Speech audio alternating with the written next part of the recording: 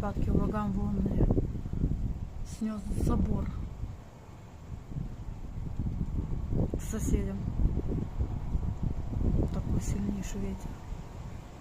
Я не выхожу сегодня на улицу, потому что капец. Летают листья, все летает. Дерево упадет. А вот там тоже крышу снесло немножко.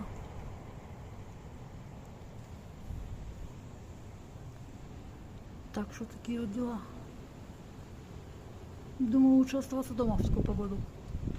Вчера еле сели на самолете. Пилот сказал, может сядем, может не сядем. Все замерли.